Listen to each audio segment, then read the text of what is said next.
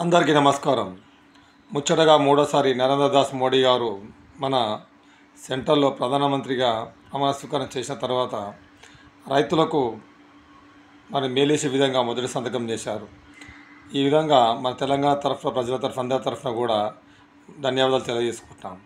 ఎందుకంటే మీరు రైతుల కొరం మాట్లాడతారు, అందరి కొరం మాట్లాడతారు, కానీ ఆరోగ్యం కొరము విద్యా కొరం ఎవరూ మాట్లాడరు. నరేంద్ర దాస్ మోడీ గారిని మేము ఒకటే కోరుచున్నాం.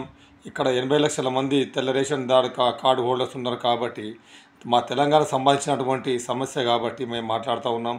దయచేసి బీజేపీ నాయకులందరూ కూడా ఒకసారి ఆలోచించాలి.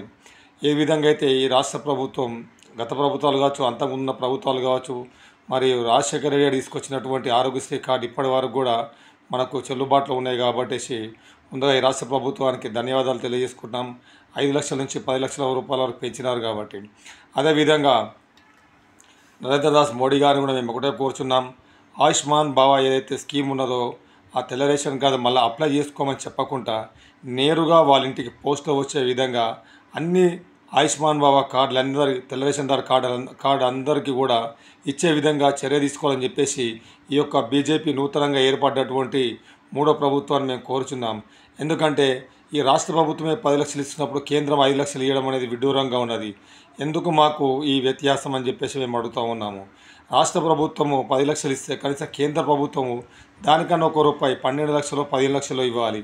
ఎందుకంటే పేదవాడు ఆరోగ్యంగా ఉంటే ఏనాడు కూడా ఏది ఆశించడు.